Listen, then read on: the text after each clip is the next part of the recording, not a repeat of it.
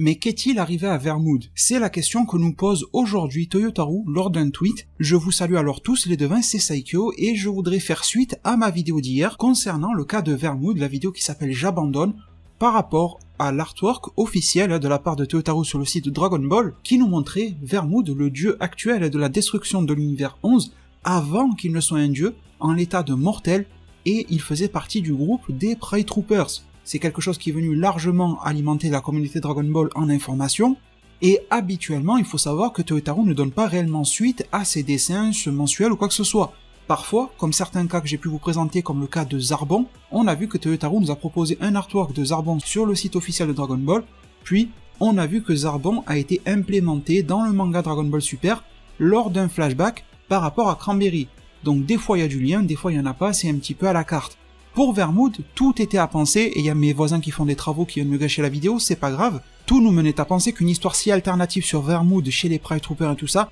c'était vraiment de la side story qui ne sera pas réellement développée, peut-être beaucoup plus tard avec de l'espoir, mais pas réellement dans l'immédiat. Mais Toyotaru a remis les couverts, alors que pourtant nous sommes dans un contexte Dark Moro qui ne parle absolument pas d'univers 11 ni de dieu de la destruction. Il nous a proposé ce dessin-là dans un style version croquis gribouillage, là on n'est pas du tout comme hier pour le site officiel de Dragon Ball, ça fait quelque chose de très très propre, là on est vraiment sur du gribouillage brouillon. Il nous poste ce dessin-là très énigmatique, je l'ai à peine reconnu quand j'ai vu le dessin, c'est surtout la marque au niveau de ses yeux qui m'a rappelé Vermouth,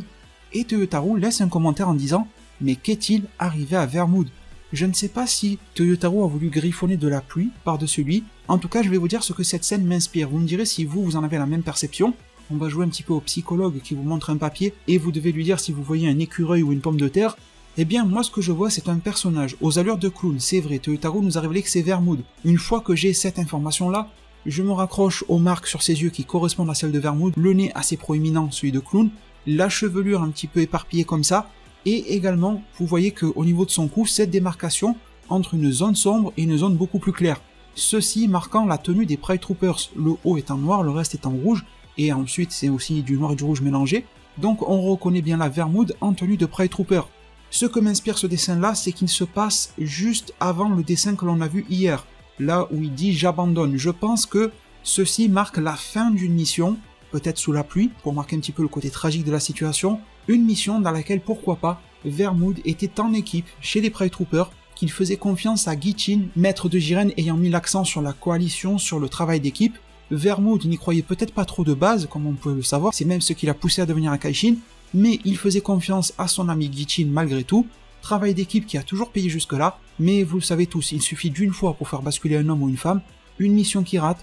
Vermouth perdant sa famille, peut-être même contre le Mamono, le démon maléfique qui a fait du mal à la famille de Jiren qui devait sévir énormément dans l'univers 11, il est fort probable qu'il soit lié aux Pride Troopers de l'époque aussi, et lors de cette mission-là, ce fut un échec, de lourdes pertes personnelles, de forts dommages collatéraux également, et Vermouth s'est alors dit qu'il ne pouvait absolument plus compter sur la force de l'alliance avec ses amis Pride Troopers, qu'il ne pouvait compter que sur lui, et qu'il ferait alors régir l'ordre dans l'univers 11 en devenant le nouveau dieu de la destruction, probablement en ayant eu un contact au préalable avec Margarita. Margarita devait déjà veiller sur les Pride Troopers à l'époque. Il finit alors par accepter la proposition, par se désolidariser du groupe des Pride Troopers. Il leur dit avec fermeté qu'il abandonne ce plan-là, que ça ne marchera pas, qu'il ne pourra compter que sur lui, subit un entraînement auprès de Margarita, obtient le Ki divin, obtient le statut de dieu, obtient des techniques et des capacités inédites telles que le Hakai permettant de détruire tout sur son passage. À partir de là,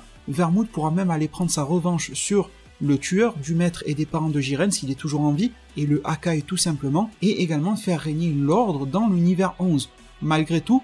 à l'heure actuelle, Vermouth n'aura pas eu la preuve que les fruits de son travail sont réellement payants, parce que malgré la présence des Pride Troopers, et malgré la présence d'un dieu de la destruction bien déterminé à faire régner l'ordre selon sa propre conviction, l'univers 11 n'a pas été dispensé du tournoi du pouvoir, ce qui veut dire que selon les critères de Zeno, l'univers 11 n'était pas assez bien géré. Les devins, vous savez alors ce que m'a inspiré ce dessin sur Toyotaru, c'est ce que j'en pense, se réalisera pas, ça sera au bon vouloir de Toriyama et de Toyotaru, dites-moi en zone commentaire, quelle est, en quelques phrases, en un paragraphe, comme vous le voulez, sentez-vous libre, quelle est l'histoire que vous associez à ce personnage-là, à la vue des deux dessins, celui d'hier, celui d'aujourd'hui, à la vue et à la lecture des propos de Toyotaru, et peut-être même que ce que je viens de vous dire dans cette vidéo-là pourra vous servir de point d'appui pour développer une histoire par-dessus, ou peut-être que vous en avez une inédite et propre à vous que vous souhaitez me soumettre dans la zone commentaire. En tout cas, je vous remercie tous infiniment pour tout votre soutien, prenez tous extrêmement bien soin de votre futur, et à plus pour de prochains arts divinatoires.